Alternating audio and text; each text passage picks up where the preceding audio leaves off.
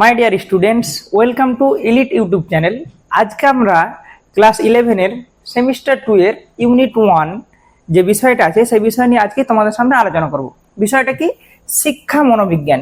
খুবই ইন্টারেস্টিং একটা চ্যাপ্টার, খুবই ইন্টারেস্টিং একটা বিষয়।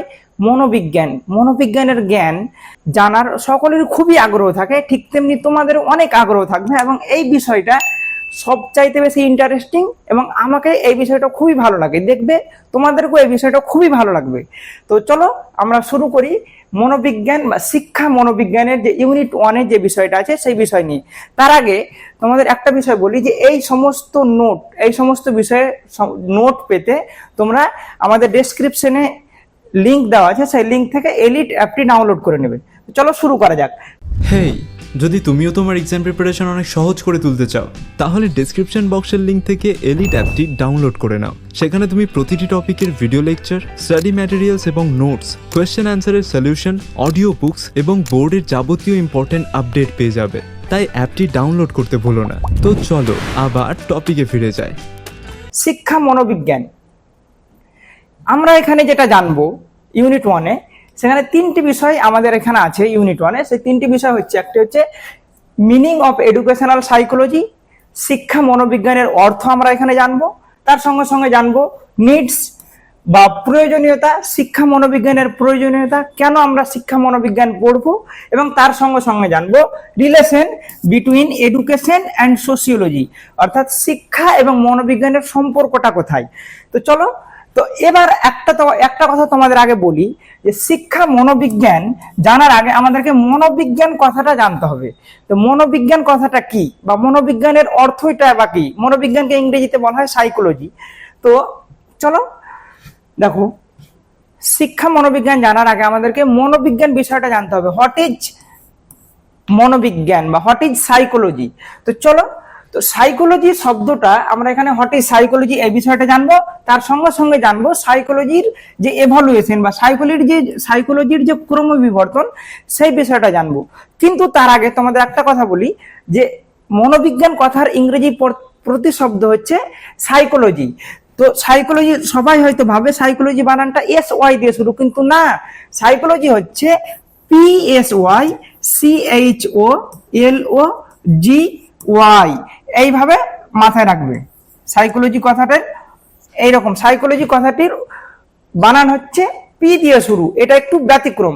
তবে তোমরা যদি সাইকোলজি বানানটা মনে রাখতে চাও তাহলে এইভাবে মনে রাখতে পারো, পিসি চলো যাই, এইভাবে মনে রাখতে পারো। তো যাই হোক, তো চলো আমরা শুরু করি যে সাইকোলজি বা মনোবিজ্ঞান কথাটা কোথা থেকে এসেছে বা এর ভূতপত্তিগত অর্থটাই বা কি, এবং এর যে ক্রমবিবর্তন, এর যে আস্তে আস্তে কনসেপ্টের যে আস্তে আস্তে যে পরিবর্তন হয়েছে সেই বিষয়টা আমরা জানবো।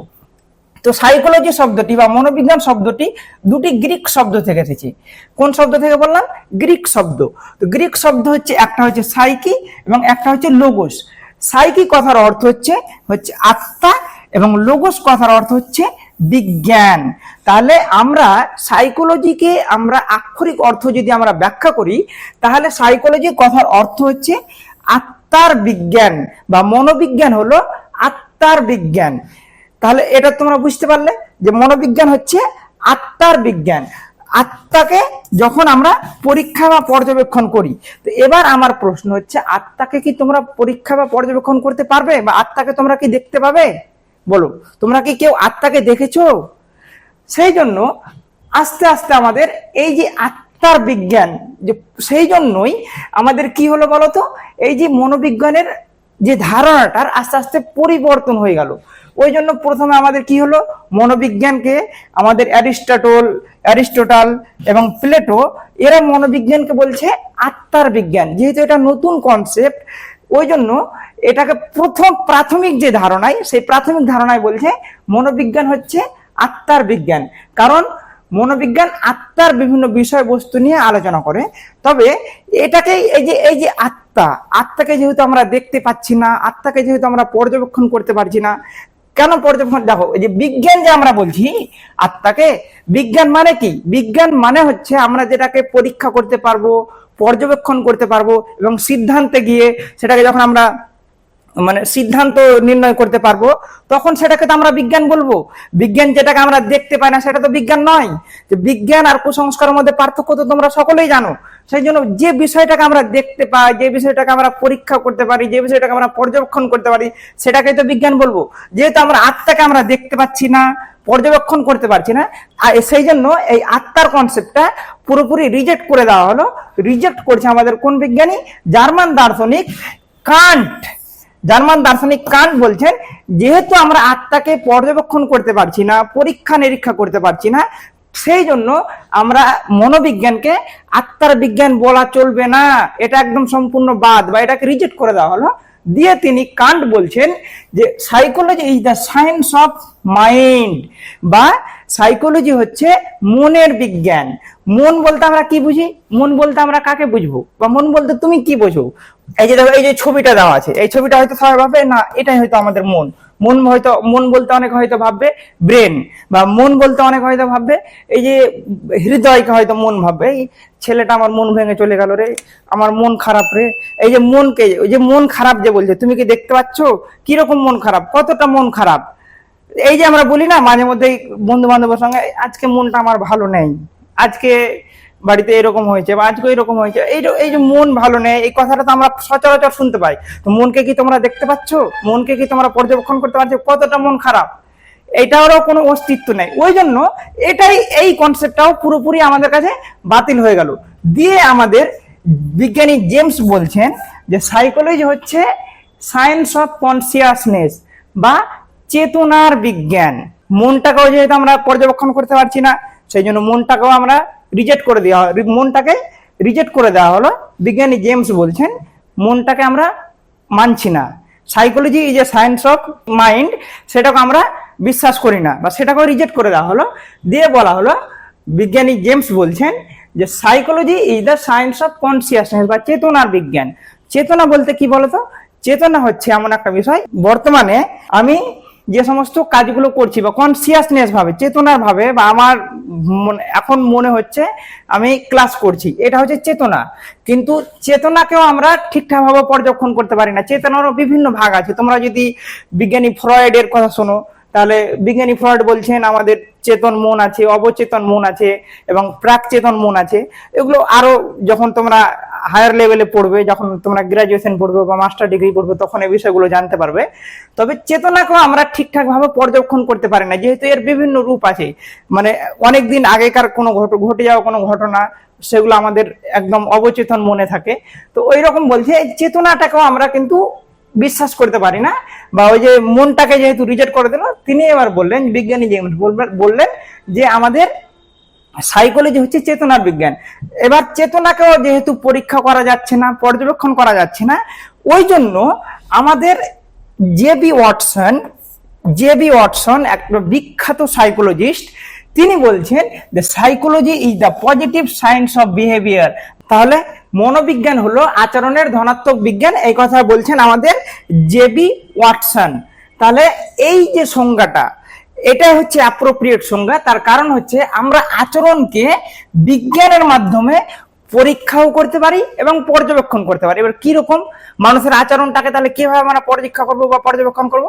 খুব সুন্দর একটা উদাহরণ একটা দেখো। এই যে ধরো আমি এইভাবে আছি, তার মানে কি তোমরা যে আমাকে এইভাবে দেখছো, তার মানে কি আমি কোনো কিছু চিন্তা করছি? এই যে আমি যে আমাকে যে দেখলে, আমার আচরণটা যে তোমরা কি করলে, একটা পর্যবেক্ষণ করলে বা পরীক্ষা বা তোমরা দেখলে, দেখার পরে তোমরা কি ভাবলে যে স্যার কিছু চিন্তা ভাবনা করছে, তারপর হয়তো আমি এরকম ভাবে ভাবলাম। তার মানে কি হয়তো তোমরা ভাবছো কি করছে, স্যার দুশ্চিন্তা করছে, মানে খুবই মানে চিন্তা তো করছে কিন্তু দুশ্চিন্তা করছে। হয়তো স্যারের কোনো ঘটনা ঘটে গেছে বলে হয়তো স্যার দুশ্চিন্তায় মাথায় হাত দিয়ে বসে আছে। এই যে আমি যে এই আচরণটা করলাম, এই সমস্ত আচরণগুলোকে কি করছি আমরা? পরীক্ষা করতে পারছি, পর্যবেক্ষণ করতে পারছি। ওই জন্য এখন যে সাইকোলজির যে মেন কনসেপ্ট, সাইকোলজির যে আসল ডেফিনেশন, এটাই হচ্ছে আসল ডেফিনেশন, যে সাইকোলজি হচ্ছে কি বা মনোবিজ্ঞান কি? মনোবিজ্ঞান হচ্ছে আচরণের বিজ্ঞান। মানুষের আচরণকে যেহেতু আমরা পরীক্ষা করতে পারি, পর্যবেক্ষণ করতে পারি বলে এটাকে বিজ্ঞানের মাধ্যমে সেটাকে আমরা ব্যাখ্যা করতে পারছি বলেই আমাদের যে সাইকোলজি যে মেন কনসেপ্ট, সেটা হচ্ছে মানুষের আচরণের বিজ্ঞান। এবার আমরা জানবো যে এই যে ক্রমবিবর্তন, দেখো সাইকোলজি হচ্ছে আচরণের বিজ্ঞান। এবার তোমাদের ওই বিষয়টা তোমাদের কাছে একটু সামারাইজ আমি করছি তোমাদের কাছে, বিষয়টা একটু একটু বুঝে নাও।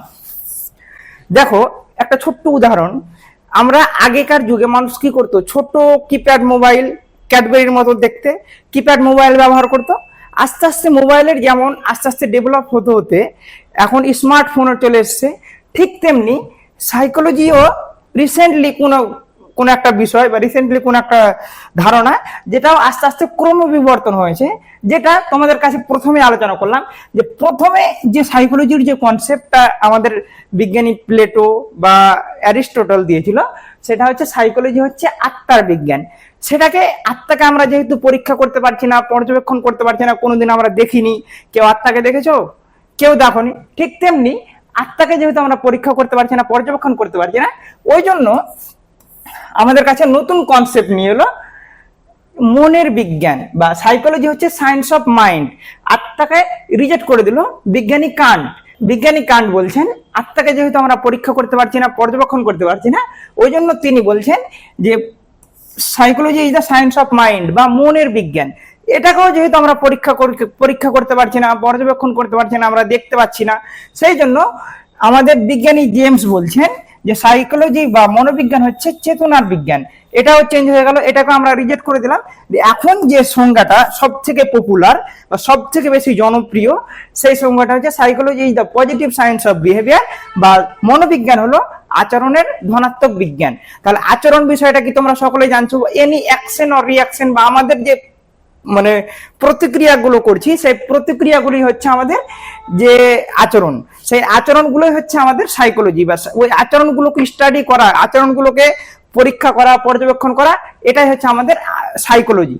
তাহলে এবার আমরা জানবো যে সাইকোলজি তো জানলাম, তাহলে আমাদের যে টপিকটা আছে বা আমাদের ইউনিট মানে যে বিষয়টা আছে, সেই বিষয়টা হচ্ছে শিক্ষা মনোবিজ্ঞান। তাহলে শিক্ষা কি আমরা আগে জেনেছি এবং সাইকোলজি কি আমরা এখন এই ভিডিওতে জানতে পারলাম। তাহলে শিক্ষা এবং এই যে সাইকোলজি, এই দুটোকে যদি একত্র করে দিই তাহলে তো আমরা এডুকেশনাল সাইকোলজি বলবো, তাই তো? শিক্ষা কোথায়? আমরা সকলে জানি শিক্ষা হয় আমাদের ক্লাসরুমে, তাই তো? এমনি যদি শিক্ষার তো বিভিন্ন সংজ্ঞা আছে, আমরা এর আগে ভিডিওতে জেনেছি, ব্যাপক অর্থে শিক্ষা, সংকীর্ণ অর্থে শিক্ষা। তাহলে আমরা মেনলি যে বিষয়টা বলি যে শিক্ষাটা হয় আমাদের ক্লাসরুমের মধ্যে দিয়ে। তো ক্লাসরুমে যে সমস্ত কিছু আচরণগুলো হয় সেগুলোকে স্টাডি করা হচ্ছে এমনি ইন জেনারেল, সেগুলোকে স্টাডি করা হচ্ছে আমাদের আচরণের বিজ্ঞান। চলো আমাদের একটা ইন জেনারেল শিক্ষা মনোবিজ্ঞানটা কি, ইন জেনারেল বিষয়টা জেনে নিই। তাহলে এখানে কি বলছে, মনোবিজ্ঞানের একাধিক শাখার মধ্যে একটি অন্যতম শাখা হচ্ছে শিক্ষা মনোবিজ্ঞান। ঠিক যেমন আমরা ফার্স্ট সেমিস্টারে শিক্ষা দর্শন পড়েছিলাম, যে দর্শনের একটা অন্যতম শাখা হচ্ছে শিক্ষা দর্শন, ঠিক তেমনি আমাদের মনোবিজ্ঞানের অনেক শাখা আছে। ক্লিনিক্যাল সাইকোলজি আছে, মানে তোমার দেখবে ক্লিনিক্যাল সাইকোলজি বা চিকিৎসাগত মনোবিজ্ঞান, বিভিন্ন সাইকোলজি আছে। সেই সাইকোলজি মানে একাধিক সাইকোলজি আছে, সেই সাইকোলজি বা বিভিন্ন মনোবিজ্ঞানের অন্যতম শাখা বা অন্যতম অনেকগুলো শাখা আছে। সেই শাখাগুলোর মধ্যে সব থেকে বেশি জনপ্রিয় বা অন্যতম শাখা হচ্ছে আমাদের শিক্ষা মনোবিজ্ঞান, যা মনোবিজ্ঞানের জ্ঞানকে শিক্ষা ক্ষেত্রে প্রয়োগ করে। অর্থাৎ মনোবিজ্ঞানে যে আমরা জানলাম একজন শিক্ষার্থী এইরকম আচরণ করলে সে চিন্তা করে, একজন শিক্ষার্থী এইরকম আচরণ করলে দুশ্চিন্তা করে, তো ওই যে জ্ঞানগুলো আমরা মনোবিজ্ঞানে জানলাম, সেটাকে যখন আমরা শিক্ষা ক্ষেত্রে প্রয়োগ করছি তখন সেটা হচ্ছে শিক্ষা মনোবিজ্ঞান। তাহলে খুব সিম্পল, মনোবিজ্ঞানের বিভিন্ন জ্ঞানকে যখন আমরা শিক্ষা ক্ষেত্রে অ্যাপ্লাই করছি তখন সেটা হয়ে গেল শিক্ষা মনোবিজ্ঞান। যেমন মনোবিজ্ঞানে আমি হয়তো কোনো কিছু জানলাম যে একজন শিক্ষার্থী মানে ক্লাসরুমে খুব মানে বিরক্ত করছে বা বিভিন্ন মানে অপসংগতিমূলক আচরণ করছে, মানে এমন আচরণ করছে যেটা ক্লাসরুমের মধ্যে ওই রকম আচরণ করাটা উচিত নয়। তখন ওই জ্ঞানটা আমি নিলাম, মনোবিজ্ঞানের জ্ঞানটা নিলাম, কেন ওই শিক্ষার্থীটা ওই আচরণটা করছে, ওই আচরণটা করার কারণ কি, তখন ওটা আমি জেনে নিলাম। এটা জানার পরে একজন শিক্ষক শিক্ষার্থীকে ওই রকম ভাবে শিক্ষার্থীকে ওই আচরণটা থেকে বঞ্চিত করার জন্য, ওই আচরণটাকে বাদ দেওয়ার জন্য শিক্ষক বিভিন্ন মনোবিজ্ঞানের জ্ঞানকে কাজে লাগাবে এবং শ্রেণীকক্ষ ঠিকঠাক ভাবে পরিচালনা করবে। তাহলে খুব সহজভাবে যদি আমরা বলি, শিক্ষা মনোবিজ্ঞান হচ্ছে মনোবিজ্ঞানের বিভিন্ন জ্ঞানকে আমাদের শিক্ষা ক্ষেত্রে অ্যাপ্লাই করা এবং শিক্ষার বিভিন্ন মানে শিক্ষার দিকটাকে আরো উন্নত করা। এটা হচ্ছে সাইকোলজি, এডুকেশনাল সাইকোলজি। তো চলো এবার আমরা জেনে নিই যে আমাদের যে সাইকোলজিস্ট যারা এই বিষয়ে বেশি পারদর্শী, অথেন্টিক সংজ্ঞা, সেই বিষয়গুলো আমরা জেনে নিই যে শিক্ষা মনোবিজ্ঞান সম্পর্কে বিভিন্ন মনোবিদরা কি বলেছে। তো প্রথমে আমরা জেনে নিই বিজ্ঞানী স্কিনার, বিশিষ্ট মনোবিদ স্কিনার বলছেন যে সাইকোলজি ইজে বা শিক্ষা মনোবিজ্ঞান হচ্ছে মনোবিজ্ঞানের সেই শাখা যে শাখা বা যা শিক্ষণ এবং শিখন নিয়ে আলোচনা করে। তাহলে কি শিক্ষণ এবং শিখন, শিক্ষণ কখন হয় তোমরা আমরা এর আগে জেনেছি। শিক্ষণ মানে কি, টিচার যে বিষয়গুলো পড়ান বা টিচার যে সমস্ত কার্যকলাপগুলো করেন সেটা হচ্ছে শিক্ষণ। বা একজন অভিজ্ঞ ব্যক্তি যখন অনভিজ্ঞ ব্যক্তিকে কোনো কিছু প্রদান করেন, কোনো বিষয় সম্পর্কে জ্ঞান দেন, সেটা হচ্ছে শিক্ষণ। এবং শিখন কে করে? শিখন আমাদের শিক্ষার্থীরা করে। শিক্ষার্থীরা যে সমস্ত জ্ঞানগুলো, শিক্ষকের জ্ঞানগুলো শিক্ষার্থীরা নেই, মানে অভিজ্ঞতা অর্জন করে, সেটা হচ্ছে শিখন। তাহলে আমরা কি বলছি যে মনোবিজ্ঞানের শিক্ষা মনোবিজ্ঞান মনোবিজ্ঞানের সেই শাখা যা শিখন নিয়ে আলোচনা করে। অর্থাৎ কিভাবে শিক্ষক শিক্ষা দেবে, শিক্ষার্থী কিভাবে শিক্ষা নেবে, এই সমস্ত বিষয় নিয়ে আমাদের আলোচনা করে কি শিক্ষা মনোবিজ্ঞান। ওই জন্য বলছি educational psychology is that branch of psychology which deal with teaching and learning process, যেটা আমাদের শিক্ষণ এবং শিখন যে প্রসেসটা হয়, শিখনের সঙ্গে কাজ করে এই শিক্ষা মনোবিজ্ঞান। এবার আরেকটা মনোবিদ জার্ড, তিনি বলছেন যে শিক্ষা মনোবিজ্ঞান হলো সেই বিজ্ঞান যা বিকাশের বিভিন্ন স্তরের মধ্যে দিয়ে অতিক্রান্ত শিশুদের মধ্যে যে পরিবর্তনগুলো সংঘটিত হয় তা বর্ণনা করে। তাহলে আমাদের যে বিকাশ হয়, আমরা যে ছোট থেকে আস্তে আস্তে বড় হয়েছি, যে বড় হতে হতে হতে আমাদের মধ্যে যে পরিবর্তন হয়েছে, সেই পরিবর্তনগুলোকে সংগঠিত করা হচ্ছে আমাদের এডুকেশনাল সাইকোলজি বা শিক্ষা মনোবিজ্ঞান। তাহলে শিক্ষা মনোবিজ্ঞান সম্পর্কে আমরা জানলাম। এই যে শিক্ষা মনোবিজ্ঞানটা কি, শিক্ষা মনোবিজ্ঞান আমাদের শিক্ষণ প্রক্রিয়াকে বুঝতে সাহায্য করে বা শিক্ষণ প্রক্রিয়া নিয়ে আলোচনা করে শিক্ষা মনোবিজ্ঞান।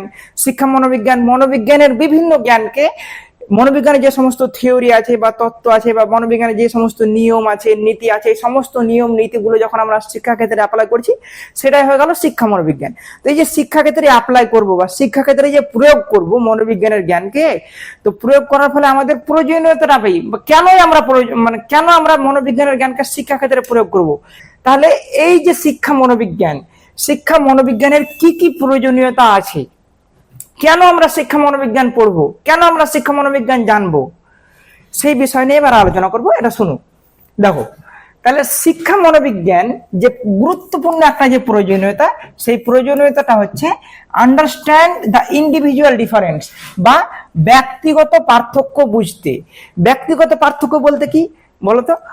এই যে আমার চাহিদা আলাদা, আমার ক্ষমতা আলাদা, আমার আগ্রহ আলাদা, আমার মনোভাব আলাদা, ঠিক তেমনি প্রত্যেকটা শিক্ষার্থীর বিভিন্ন চাহিদা আছে, প্রত্যেকটা শিক্ষার্থীর বিভিন্ন ক্ষমতা আছে, প্রত্যেকটা শিক্ষার্থীর বিভিন্ন প্রবণতা আছে। যেটা আমি হয়তো পারবো, আমি হয়তো ছবি আঁকতে জানি না, তোমরা হয়তো অনেকে হয়তো খুব সুন্দর ছবি আঁকতে পারো। এই যে বিভিন্ন পার্থক্য আছে প্রত্যেকটা শিক্ষার্থীর সঙ্গে, প্রত্যেকটা শিক্ষার্থীর একটা পার্থক্য আছে। আমার ক্ষমতার সঙ্গে তোমাদের ক্ষমতার হয়তো অনেক পার্থক্য আছে। এই যে অনেক পার্থক্য আছে, সেই পার্থক্যটা আমাদেরকে বুঝতে সাহায্য করে এই এডুকেশনাল সাইকোলজি বা শিক্ষা মনোবিজ্ঞান। এই যে তোমাদের পার্থক্যটা জানলাম, এই তোমাদের সামনে একটু আগে একটা উদাহরণ দিলাম কি, একটা শিক্ষার্থী ক্লাসরুমের মধ্যে একটা অপসংহতিমূলক আচরণ করছে বা ভুলভাল আচরণ করছে, যেটা আচরণ করা অ্যাকচুয়ালি উচিত নয়, সে আচরণ করছে। তো তার মধ্যে অবশ্যই নির্দিষ্ট কোনো চাহিদা জন্মেছে, তার মধ্যে নির্দিষ্ট কোনো আগ্রহ জন্মেছে। বা অনেক শিক্ষার্থীকে দেখবে যে ক্লাস করতে করতে বাইরের দিকে তাকিয়ে আছে, তার মানে কি তার হয়তো চাহিদাটা বাইরের দিকে তাকে হয়তো দেখতে ভালো লাগছে, বা বাইরে কোনো ঘটনা ঘটছে, কোনো ইনসিডেন্ট ঘটছে, সেটার দিকে সে তাকিয়ে আছে, তার চাহিদা হয়তো ওই দিকে যাচ্ছে, তার আগ্রহ হয়তো ওই দিকে, তার অ্যাটেনশনটা ওই দিকে যাচ্ছে, ক্লাসরুমের দিকে নেই। তো ঠিক তেমনি যে প্রত্যেকটা শিক্ষার্থীর চাহিদা কিরকম হবে, ছাত্রীরা কি চাইছে, শিক্ষার্থীরা কি চাইছে, সেই বিষয়ে যখন আমি জ্ঞান দেব, তাহলে শিক্ষার্থীরা বেশি ওইভাবে জ্ঞানটাকে বেশি আগ্রহ সহকারে নেবে। আমি হয়তো জানতেই পারছি না তোমরা কি চাইছো আমার কাছ থেকে, আমি কিভাবে তোমাদের পড়ালে তোমরা খুব সহজভাবে বুঝবে। আমি যদি তোমাদের চাহিদাটা আমি জেনে নিই, তোমাদের যদি আমি ক্ষমতাটা জেনে নিই কি হ্যাঁ তোমরা এখন যোগ করতে জানবে, বা তো এখন ক্লাস 11-এ তোমরা পড়ছো, তাহলে তোমাদের একটা ক্ষমতা আছে, তোমরা যে কোনো সমস্যাটা খুব সহজেই সমাধান করতে পারবে, যেহেতু তোমাদের বয়স এখন মানে 17-18 এরকম বয়স। মানে তোমরা যে কোনো সমস্যার সমাধান করে যাবে। অ্যাকর্ডিং টু আমাদের জন পিয়াজেস একটা সাইকোলজি আছে, তিনি বলছেন যে একজন শিক্ষার্থীর বয়স যখন 11 বছর ঊর্ধ্বে হয় তখন তারা কি করে, বিভিন্ন সমস্যাটা তারা নিজে থেকে সমাধান করতে পারে।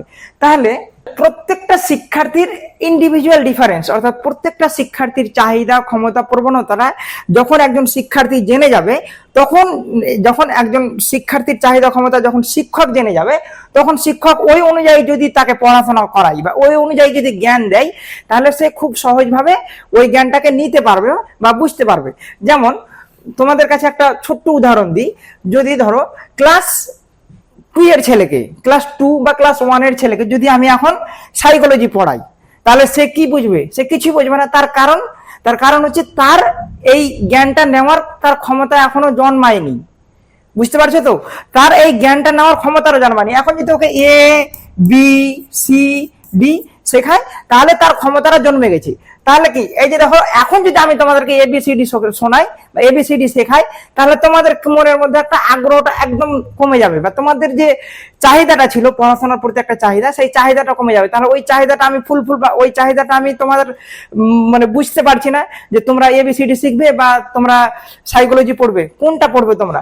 তো ওই জন্য তোমাদের ক্ষেত্রে এই বিষয়টা একটু মানে তোমাদের চাহিদাটা যদি আমরা বুঝে যাই, কি হ্যাঁ তুমি একজন শিক্ষক যদি শিক্ষার্থীর বিভিন্ন চাহিদাগুলো বুঝে যায়, শিক্ষার্থীর মধ্যে বিভিন্ন যে ইন্ডিভিজুয়াল ডিফারেন্স আছে, প্রত্যেকটা ব্যক্তির মধ্যে প্রত্যেকটা আলাদা আলাদা তোমার যে ক্ষমতা আছে, চাহিদা আছে, সেটা যদি শিক্ষক বুঝে যায়, তাহলে ওই শিক্ষক যখন তোমাদের জ্ঞান দান করবে, তখন ওই জ্ঞানটা তোমাদের কাছে বেশি বোধগম্য হবে।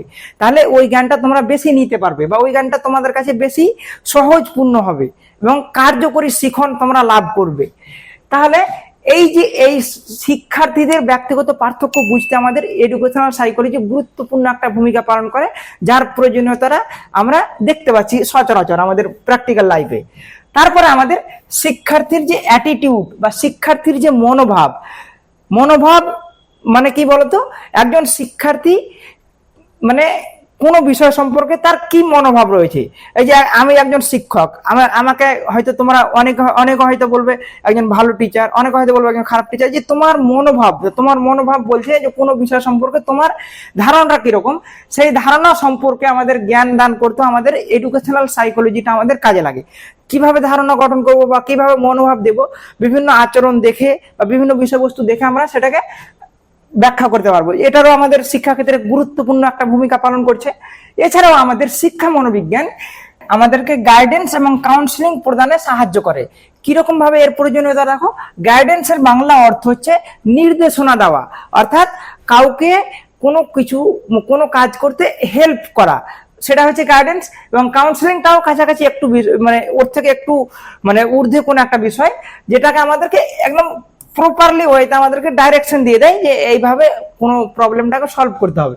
তাহলে এই যে আমি যখন তোমার প্রবলেমটা আমি জানবো, আমি যখন তোমাকে বুঝবো, আমি যখন তোমাদের চাহিদাটা জানবো, তখনই তো আমি তোমাকে গাইডেন্স বা কাউন্সিলিং দিতে পারবো, তখনই তো আমি তোমাকে নির্দেশনা দিতে পারবো এই পথটা তুমি যদি এইভাবে কোনো কাজটা করো, তাহলে তোমার এই কাজটা খুব সহজভাবে হবে। তাহলে এই যে গাইডেন্স এবং কাউন্সিলিং প্রদানের ক্ষেত্রেও আমাদের শিক্ষা মনোবিজ্ঞান খুব গুরুত্বপূর্ণ ভূমিকা পালন করে, যার প্রয়োজনীয়তা অপরিসীম। এবার আমরা জানবো যে শেখার সমস্যা বুঝতে, এই যে অনেক শিক্ষার্থী, এইটা হচ্ছে একটা খুব গুরুত্বপূর্ণ পয়েন্ট যেটা আমাদের প্রয়োজনীয়তার মধ্যে পড়ে শিক্ষা মনোবিজ্ঞানের। তাহলে আন্ডারস্ট্যান্ড বা শেখার সমস্যা বুঝতে, বা কোনো শিক্ষার্থী যে কোনো বিষয়ে শিখতে পারছে না, কোনো শিক্ষার্থী কোনো বিষয়ে বুঝতে পারছে না, তখন এই যে শিক্ষা মনোবিজ্ঞান আমাকে সাহায্য করে যে শিক্ষার্থীকে এইভাবে শেখাও।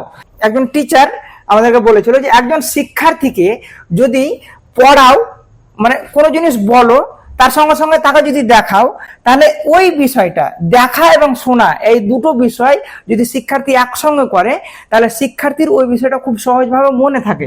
তো ওই যে দেখো, এই যে দেখা এবং শোনার যে পদ্ধতি, বা দেখা এবং শোনার যে পদ্ধতিটা আমাদের সাইকোলজি নিয়ে এসছে, বা আমাদের যে শিক্ষা মনোবিজ্ঞানী আমাদের নিয়ে এসছে। শিক্ষা মনোবিজ্ঞানী বলে দেয় আমাদের একজন শিক্ষার্থীকে কোন পদ্ধতিতে পড়াতে হবে।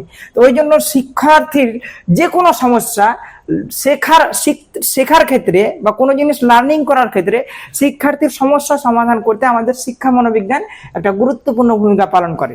এবার আমরা যেটা আলোচনা করব, তোমাদের সিলেবাসে আছে, তোমরা দেখে নেবে, যে relation between education and psychology, শিক্ষা এবং মনোবিজ্ঞানের মধ্যে সম্পর্কটা কোথায়। তাহলে এটা আলোচনা করতে গিয়ে আমি তোমাদের সামনে দুটো বিষয় এখানে তুলে ধরেছি। একটা হচ্ছে শিক্ষা মনোবিজ্ঞানের, একটা হচ্ছে তাত্ত্বিক দিক, শিক্ষা এবং মনোবিজ্ঞানের যে সম্পর্ক তার তাত্ত্বিক দিক, এবং এটা হচ্ছে ব্যবহারিক দিক। তাত্ত্বিক দিক বলতে আমাদের যে তত্ত্বগত দিক বা আমাদের যে সমস্ত বিষয়গুলো আমরা শুধু জ্ঞান লাভ করি সেটা হচ্ছে তত্ত্বগত। যেটা ব্যবহারিক দিক তোমরা সকলেই জানো, ব্যবহারিক মানে কি, যেটাকে আমরা বর্তমান ক্ষেত্রে আমাদের দৈনন্দিন জীবনে যে বিষয়গুলোকে আমরা কাজে লাগাই সেটা হচ্ছে প্রয়োগিক দিক। তো তাত্ত্বিক দিকে প্রথম আমরা তাত্ত্বিক দিকটা আলোচনা করছি, যে আমাদের শিক্ষা মনোবিজ্ঞানের যে সম্পর্ক, শিক্ষা এবং মনোবিজ্ঞানের যে সম্পর্ক সেটা হচ্ছে তাত্ত্বিক দিক। তাত্ত্বিক দিকের মধ্যে আমাদের প্রথম যে সম্পর্ক সেটা হচ্ছে শিক্ষা মনোবিজ্ঞান আমাদের নির্দিষ্ট লক্ষ্যর ক্ষেত্রে বা শিক্ষা এবং মনোবিজ্ঞান এই দুটো বিষয়ের মধ্যে যে সম্পর্ক হচ্ছে সেই সম্পর্কটা হচ্ছে শিক্ষার লক্ষ্যের সম্পর্ক। কিরকম শিক্ষার লক্ষ্য? আমরা এর আগে ক্লাস 11-এ হয়তো দেখেছি যে শিক্ষার লক্ষ্য নির্ধারণ করে দিচ্ছে আমাদেরকে দর্শন, কিন্তু দর্শন শুধুমাত্র শিক্ষার লক্ষ্য নির্ধারণ করে রেখে দেয়, কিন্তু ওই লক্ষ্যে আমরা কোন পন্থায় পৌঁছাবো, ওই লক্ষ্যে আমরা কোন পদ্ধতিতে পৌঁছাবো সেই পদ্ধতিটা আমাদের বলে দেয় মনোবিজ্ঞান। ওই জন্য শিক্ষার সঙ্গে মনোবিজ্ঞানের সম্পর্ক একদম গুরুত্বপূর্ণ, কারণ আমাদেরকে নির্দিষ্ট লক্ষ্যটা আমাদেরকে স্থির করে দিয়ে দিল দর্শন। তো ওই যে লক্ষ্যতে আমরা যে কিভাবে পৌঁছাবো, কোন পদ্ধতিতে পৌঁছাবো, ওই পথটা আমাদের বলে দেয় মনোবিজ্ঞান। সেই জন্য শিক্ষার সঙ্গে মনোবিজ্ঞানের সম্পর্ক খুবই গুরুত্বপূর্ণ। কারণ যদি আমাকে রাস্তা না বলে দেয়, হয়তো তোমাকে আমি বলে দিলাম যে তোমাকে পৌঁছাতে হবে, তোমার গন্তব্যস্থল বা তোমার লক্ষ্য হচ্ছে কলকাতা, তাহলে তোমাকে দর্শন বলে দিল তোমার লক্ষ্য হলো কলকাতা পৌঁছানো। তাহলে এবার তোমাকে তো একটা নির্দিষ্ট পথে তো পৌঁছাতে হবে কলকাতা। তো এই যে পথ, এই যে রাস্তাটা, এই রাস্তাটাই আমাদেরকে বলে দেয় কে? আমাদের মনোবিজ্ঞান। সেই জন্য শিক্ষা এবং মনোবিজ্ঞানের সম্পর্ক খুবই গুরুত্বপূর্ণ শিক্ষার লক্ষ্যের ক্ষেত্রে। এবার আমরা জানবো উদ্দেশ্য। এবার একটা বিষয়, অনেকে হয়তো তোমরা বলবে যে শিক্ষার লক্ষ্য আর উদ্দেশ্য তো স্যার একই, আমরা এতদিন পর্যন্ত এটাই জেনে এসেছি, শিক্ষার লক্ষ্য বা উদ্দেশ্য বা যে কোনো বিষয়ের লক্ষ্য বা উদ্দেশ্য তো একই জিনিস, তো কেন আপনি শিক্ষার লক্ষ্য একটা বললেন, শিক্ষার উদ্দেশ্য একটা বললেন? এর মধ্যে ছোট্ট একটা পার্থক্য আছে। সেই পার্থক্যটা হচ্ছে লক্ষ্য আমাদের জীবনের একটাই হয়। এই যে তোমরা এখন আমার ক্লাসটা করছো, তোমাদের লক্ষ্য হচ্ছে ক্লাস 11-এ ভালো রেজাল্ট করা। এবং উদ্দেশ্য কি? উদ্দেশ্য কিন্তু অনেকগুলো হয়। উদ্দেশ্য স্পেসিফিক কোন একটা বিষয় হয় যেটা আমাদের শর্ট টার্মের জন্য, আর লং টার্মের জন্য বা নির্দিষ্ট লক্ষ্য পৌঁছানোর একটাই মাত্র লক্ষ্য থাকে, যেটা আমাদের অনেক দিন দীর্ঘকাল ধরে চলে। যেমন এই ক্লাসটা আমরা করছি বা এই ক্লাসটা করার তোমাদের মূল লক্ষ্য হচ্ছে ক্লাস 11-এ ভালো রেজাল্ট করা, এটা তোমাদের হয়তো লক্ষ্য। তার মধ্যে উদ্দেশ্যটা কি? এই সাইকোলজি সম্বন্ধে জানা, এটা একটা উদ্দেশ্য। শিক্ষা মনোবিজ্ঞান সম্পর্কে জানা, এটা একটা উদ্দেশ্য। তারপর হয়তো শিক্ষা মনোবিজ্ঞানের প্রয়োজনীয়তা সম্বন্ধে জানা, এটা একটা উদ্দেশ্য। তাহলে এই যে শিক্ষার উদ্দেশ্যর ক্ষেত্রেও আমাদের কি করছে? আমাদের শিক্ষা মনোবিজ্ঞান বিভিন্ন সহযোগিতা করছে, যেটা আমাদের শিক্ষা এবং মনোবিজ্ঞানের সম্পর্ককে দৃঢ়ভাবে সমর্থন করছে। যেমন আমাদের শিক্ষার বিভিন্ন লক্ষ্য আমাদের কাছে ইউনেস্কো প্রস্তাবিত একটি নাম, ডেলর কমিশন, তোমরা হয়তো পরবর্তীতে পড়বে। এটা আমাদের শিক্ষার 4টা স্তম্ভর কথা বলে, শিক্ষার 4টা উদ্দেশ্যের কথা বলে। সেই উদ্দেশ্য হচ্ছে জানার জন্য শিক্ষা, কর্মের জন্য শিক্ষা, একত্রে বসবাসের জন্য শিক্ষা, শেষে হচ্ছে মানুষ হওয়ার জন্য শিক্ষা, এই যে ইউনেস্কো প্রস্তাবিত একটা ডেলর কমিশন আমাদের শিক্ষার উদ্দেশ্য বলে দিয়েছে। শিক্ষার উদ্দেশ্য দেখো বিভিন্ন ধরনের, কিন্তু অ্যাকচুয়ালি শিক্ষার লক্ষ্যটা কি? শিক্ষার লক্ষ্য হচ্ছে শিক্ষার্থীর সর্বাঙ্গীন বিকাশ সাধন করা। তাই তো? তাই যে শিক্ষার সর্বাঙ্গীন বিকাশ সাধন করার জন্য আমাদের বিভিন্ন উদ্দেশ্যগুলো আছে, সেই উদ্দেশ্যগুলো আগে পূরণ করতে হবে। যেমন জানার জন্য শিক্ষা, ডেলর কমিশনে বলেছে, কর্মের জন্য শিক্ষা, একত্রে বসবাসের জন্য শিক্ষা এবং মানুষ হওয়ার জন্য শিক্ষা। এই উদ্দেশ্যগুলো যদি আমরা পূরণ করি তাহলে দেখবে আমাদের শিক্ষার যে আসল লক্ষ্য, সেই লক্ষ্যতে আমরা পৌঁছাতে পারবো। তাহলে আমরা খুব সহজেই জানতে পারলাম যে শিক্ষার উদ্দেশ্য এবং লক্ষ্যর ক্ষেত্রেও আমাদের শিক্ষা মনোবিজ্ঞান একটা গুরুত্বপূর্ণ ভূমিকা পালন করছে। সেই জন্য শিক্ষা এবং মনোবিজ্ঞানের সম্পর্ক খুবই গুরুত্বপূর্ণ, বা সম্পর্কটা খুবই দৃঢ় সম্পর্ক একটা। তারপরে শিশু কেন্দ্রিকতা। শিশু কেন্দ্রিকতা মানে কি? একজন শিশুকে আমি জানবো, বুঝবো শিশুর ক্ষমতাটা কতটা, শিশুর চাহিদা কতটা, সেই ক্ষমতা, চাহিদা, শিশুর বিভিন্ন প্রবণতা জেনে যখন একজন শিক্ষার্থীকে শিক্ষা দেব, সেটা হচ্ছে শিশু কেন্দ্রিকতা। অর্থাৎ শিশুর মতো ওই রকম ভাবে আচরণ করে শিশুকে সহজভাবে কোনো বিষয়কে বোঝানো, সেটাই আমাদের শিক্ষা মনোবিজ্ঞান আমাদের কাজ করে, যা আমাদের শিক্ষা এবং মনোবিজ্ঞানের সম্পর্ককে খুব দৃঢ়ভাবে মানে উপস্থাপন করে। এবার আমাদের যেটা বিষয় হচ্ছে শিক্ষা এবং মনোবিজ্ঞানের সম্পর্কের মধ্যে যেটা গুরুত্বপূর্ণ সম্পর্ক, সেটা হচ্ছে ব্যতিক্রমী শিশুর শিক্ষার নির্দেশনা দেওয়া। ব্যতিক্রমী শিশু কি? যারা হয়তো হাঁটতে পারে না, যারা হয়তো কথা বলতে পারে না, যারা হয়তো অন্ধ, এই যে ব্যতিক্রমী শিশু, সেই ব্যতিক্রমী শিশু বা যারা হ্যান্ডিক্যাপ চাইল্ড, তাদেরকে যে শিক্ষার বিভিন্ন নির্দেশনা দেওয়া, কোন পথে গেলে তাদের নির্দিষ্ট লক্ষ্য অর্জন করতে পারবে, সেই বিষয়ে আমাদের নির্দেশনা দিয়ে থাকে আমাদের শিক্ষা মনোবিজ্ঞান, যা শিক্ষা এবং মনোবিজ্ঞানের সম্পর্ককে একদম খুব সুন্দরভাবে ব্যাখ্যা করা যায়। তাহলে আমরা আলোচনা করলাম শিক্ষার তাত্ত্বিক দিক। এবার আমরা আলোচনা করব শিক্ষা এবং মনোবিজ্ঞানের সম্পর্কের যে ব্যবহারিক দিক, সেই বিষয়টা। ব্যবহারিক মানে কি? যেটা আমরা বর্তমানে এখন প্রয়োজন করে আসছি। এই যে দেখো, ব্যবহারিক দিকের মধ্যে শিক্ষণ পদ্ধতি, যেটা একদম খুব গুরুত্বপূর্ণ। এই যে তোমাদের এখনই বললাম, কোন পদ্ধতিতে পড়ালে শিক্ষার্থীরা খুব সহজভাবে বুঝবে। যেমন তোমাদের একটা পদ্ধতি তোমাদেরকে বললাম যে কোনো শিক্ষার্থীকে যদি আমি দেখাই এবং তার সঙ্গে সঙ্গে যদি কোনো বিষয় বলি, তাহলে শিক্ষার্থীর ওই বিষয়টা বেশি মনে থাকে। তো এই যে শিক্ষণ পদ্ধতি, ক্লাস 1-এর ছেলে মেয়েদের শিক্ষার পদ্ধতি আলাদা। তাদেরকে নির্দিষ্ট ছন্দে পড়ানো হয়। তোমরা সকলেই জানো যে যখন প্রাইমারি স্কুলের পাশে দিয়ে যাবে, তখন তোমরা দেখবে যে 2-1-কে 2, 2-2-4, 3-2-6, 4-2-8, এই যে এরকম একটা নির্দিষ্ট ছন্দ, ওই ছন্দতে পড়াচ্ছে। এখন তো তোমাদের ওই ছন্দতে পড়ালে চলবে না। তোমাদের সাইকোলজি, তোমাদের ক্ষমতা, তোমাদের প্রবণতা, তোমাদের চাহিদাটা আলাদা।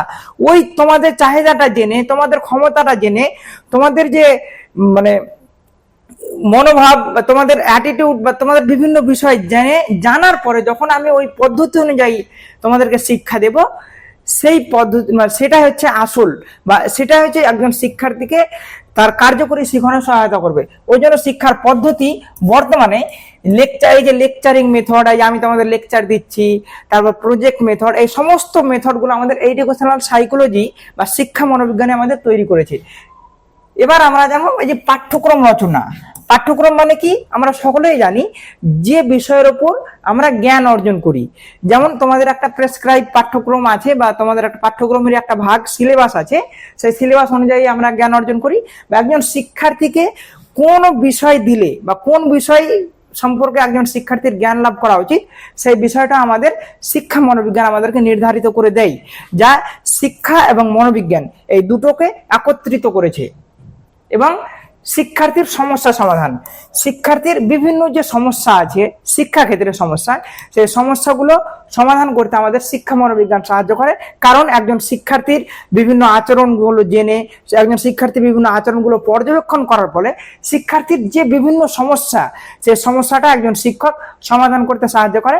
শিক্ষা মনোবিজ্ঞানের জ্ঞানটা শিক্ষক নিয়ে সেই শিক্ষার্থীর বিভিন্ন সমস্যাটাকে সমাধান করছে, যেটা আমাদের একটা গুরুত্বপূর্ণ বিষয়। এবং তার সঙ্গে সঙ্গে শিক্ষার্থীর যে আচরণগত যে সমস্যা সমাধান হয়, একজন শিক্ষার্থী ক্লাসরুমে এসে বিভিন্ন ধরনের খারাপ আচরণ করছে, তাহলে সেই যে আচরণ, সেই সমস্যাটাকেও আমাদেরকে সমাধান করতে সাহায্য করছে আমাদের মনোবিজ্ঞান, যা শিক্ষা প্রক্রিয়াকে আরো বেশি ভালো করছে শিক্ষা প্রক্রিয়াকে।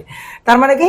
যে শিক্ষা ক্ষেত্রে বিভিন্ন যে আচরণগত সমস্যা হয় আমাদের, সেই আচরণগত সমস্যাটা শিক্ষক শিক্ষার্থীর কাছে জেনে নেবে, এবং জানার পরে সেই আচরণগত সমস্যার কোনটা সমাধান করা উচিত, সেই সমস্যার সমাধানের পন্থাটা বলে দেয় আমাদের সাইকোলজি। এবার আমরা জানবো, দেখো আমাদের ইউনিট 1 বা ফিলোসফিক্যাল পার্সপেক্টিভ অফ এডুকেশন, অর্থাৎ আমাদের শিক্ষার একটা মনোবৈজ্ঞানিক ভিত্তি। তো এটার আমরা ইউনিট 1 নিয়ে আজকে আলোচনা করেছিলাম। ইউনিট 1 এ তোমাদের যেটা আছে এডুকেশন অ্যান্ড সাইকোলজি, ইউনিট 1 এর সাব ইউনিট এ নিয়ে আলোচনা করেছিলাম। এতে আমাদের কি পড়লাম, meaning of educational psychology. Educational সাইকোলজির সঙ্গে আমাদের সাইকোলজি বিষয়টা কি এটা আগে আমরা জানলাম, তার সঙ্গে সঙ্গে জানলাম এডুকেশনাল সাইকোলজি কি বা শিক্ষা মনোবিজ্ঞান কি, এবং শিক্ষা মনোবিজ্ঞানের প্রয়োজনীয়তা, নিডস, এবং এর সঙ্গে সঙ্গে জানলাম relation between education and psychology. Education এবং সাইকোলজির মধ্যে যে সম্পর্ক আছে সেই সম্পর্কটা আমরা জানলাম। এবার আমরা জানবো যে এই যে sensation, basis of human behaviour, sensation, perception এবং কনসেপশন, এই বিষয়গুলো কি। সেন্সেশন এর বাংলা মানে হচ্ছে কি বলতো, প্রত্যক্ষণ। প্রথমে আগে তোমাদের বিষয়টা বলি যে সেন্সেশন, পারসেপশন এবং কনসেপশন এগুলো কি বলতো, এগুলো হচ্ছে একটা জ্ঞান অর্জনের প্রক্রিয়া। প্রথমে আমরা সেন্সেশন বিষয়টা জানি। সেন্সেশনের বাংলা মানে হচ্ছে কি বলতো, সংবেদন। সংবেদন মানে কি বলতো, সেন্সেশন মানে কি, সেন্স অর্গানের মাধ্যমে, এই যে আমাদের চোখ, নাক, কান, টাচ, সাইড, হিয়ারিং, স্মেল, আমাদের যে 5টা ইন্দ্রিয় আছে, চোখ, নাক, কান, জিহ্বা এবং ত্বক, এগুলোর মাধ্যমে যখন আমরা জ্ঞানের প্রাথমিক অনুভূতি লাভ করি সেটা হচ্ছে সংবেদন। তাহলে কি বললাম, সংবেদন মানে হচ্ছে আমাদের যে প্রাথমিক অনুভূতি। আমি প্রথমে তোমাদের কি বললাম, ওই 3টে বিষয়, সেন্সেশন, পারসেপশন এবং কনসেপশন, ওই 3টে বিষয় কি জ্ঞান অর্জনের একটা প্রক্রিয়া। যখন আমরা আমাদের 5 সেন্স অর্গানের মাধ্যমে বা আমাদের পঞ্চ ইন্দ্রিয়ের মাধ্যমে যখন আমরা কোনো বিষয় সম্পর্কে প্রাথমিক ধারণা লাভ করি তাহলে সেটা হচ্ছে আমাদের সংবেদন। তারপরে প্রত্যক্ষণ। প্রত্যক্ষণ মানে কি বলতো, যখন আমরা প্রাথমিক ধারণাটা লাভ করলাম তারপরে যখন সেটার অর্থ আমরা বুঝলাম সেটা হচ্ছে প্রত্যক্ষণ। এবার আমরা জানবো যেটা কনসেপশন বা ধারণা গঠন। ধারণা গঠন মানে কি বলতো, অনেকগুলো বৈশিষ্ট্যের একত্রিত রূপ হচ্ছে ধারণা। তাহলে এটা তোমাদের কাছে একটা সুন্দর উদাহরণ দিয়ে তাহলে বোঝায়, তাহলে তোমাদের কাছে খুব সুন্দর মানে তোমরা বুঝতে পারবে। এই যে ধরুন ধারণা গঠন বা সংবেদন, এখানে কি বলতো, ধরো আমি এখন কোনো গন্ধ পেলাম, নাকের মাধ্যমে কোনো সুগন্ধ পেলাম, তাহলে কি এই যে সুগন্ধ পেলাম আমার মধ্যে যে একটা অনুভূতি জন্মালো, সেটা একটা কোনো সুগন্ধ পেলাম, তার মানে এই যে অনুভূতি জন্মালো প্রাথমিক ধারণা সেটা হচ্ছে সংবেদন। প্রত্যক্ষণে আমরা কি হলো, এই যে সুগন্ধটা পেলাম, সুগন্ধটা কিসের, এর অর্থটা বোঝার চেষ্টা করলাম। সুগন্ধটা কিসের, এই তো কি ফুলের বলতো, রজনীগন্ধা ফুলের একটা সুগন্ধ পেলাম, বাহ গন্ধটা তো খুব সুন্দর, এত সুন্দর গন্ধ রজনীগন্ধার, যে অর্থটা আমরা বুঝলাম সেই অর্থটা হচ্ছে প্রত্যক্ষণ বা পারসেপশন। এবার যে ধারণা গঠন, এই যে এবার যখন ওর আরেকটু ঊর্ধ্বে আমরা জানার চেষ্টা করলাম, এই যে আমরা জানলাম যে রজনীগন্ধার যে বিভিন্ন ক্যারেক্টারিস্টিক্স, রজনীগন্ধার যে বিভিন্ন বৈশিষ্ট্য আছে, যেমন ধরো রজনীগন্ধা দেখতে কিরকম, ওর কালার কিরকম, বা রজনীগন্ধা কত বড় ফুল হয় বা কতটা পাপড়ি থাকে, এই সমস্ত বিষয় যখন ওর তোমার বৈশিষ্ট্যগুলো জানলাম, বৈশিষ্ট্যকে একত্রিত রূপ করলাম, সেটা হচ্ছে কনসেপশন। এটাও যদি তোমাদের বুঝতে অসুবিধা হয় তাহলে তোমরা কি বুঝবে, ধরো রাস্তা দিয়ে হয়তো যাচ্ছ, যেতে যেতে পায়ে কোনো জিনিস আমাদের মানে ঠেসা লাগলো, তখন হয়তো এই যে ঠেসা লাগলো, এই যে প্রাথমিক অনুভূতি হলো পায়ে কোনো কিছু ঠেকলো, ওটা হচ্ছে সংবেদন। যখন আমি সেটাকে দেখলাম এই পায়ে হয়তো কি ঠেকেছে, হয়তো সাপ ঠেকেছে বা হয়তো দড়ি ঠেকেছে, এই যে অর্থ জানার চেষ্টা করলাম সেটা হচ্ছে প্রত্যক্ষণ। এবং সেন্সেশন বা কনসেপশন বা ধারণা গঠন হচ্ছে কি করলাম, তখন এই যে ধারণাটা হলো, এই যে সাপ বা দড়ি, এটা কত রকমের দড়ি হয় বা দড়ির কি রকম দেখতে একটা ধারণা আমাদের কাছে আছে, তো ওই যে ধারণা একটা গঠন করলাম, হ্যাঁ এটা তো একটা দড়ি বা দড়ি এরকম দেখতে হয় বা দড়ির বিভিন্ন কালার হয়, এই সমস্ত বিষয় সম্বন্ধে হলো, তখন এটা হচ্ছে ধারণা গঠন। তো এই বিষয়গুলো তো আমাদের সিলেবাসে আছে। আমাদের আজকের ইউনিট 1 এর সেমিস্টার 2 ক্লাস 11 এর ইউনিট 1 এর যে সাব ইউনিট এ পার্ট, এটা আমাদের আজকে শেষ হয়ে গেল। তোমরা ভিডিওটা প্রথম থেকে দেখবে তাহলে খুব সহজভাবে বুঝতে পারবে। এছাড়াও আমাদের এই সমস্ত বিষয় যে নোট, সেই নোটটা পেতে আমাদের এলিট অ্যাপটি ডাউনলোড করে নেবে ডেসক্রিপশন থেকে। এই ভিডিওর নিচে ডেসক্রিপশনে লিঙ্ক দেওয়া আছে, সেই লিঙ্ক থেকে তোমরা ডাউনলোড করে নেবে। এবং এছাড়াও যদি তোমাদের কোনো বিষয় বুঝতে অসুবিধা হয় তাহলে অবশ্যই কমেন্ট করে জানাবে, আমি অবশ্যই তোমাদের প্রত্যেকটা প্রশ্নের উত্তর দেওয়ার চেষ্টা করব। তো থ্যাংক ইউ সবাইকে। এই ধরনের এডুকেশনাল ভিডিও আরও দেখতে চ্যানেলটিকে সাবস্ক্রাইব করে এলিট পরিবারের মেম্বার হয়ে যাও। Thank you so much and always remember, knowledge worth sharing.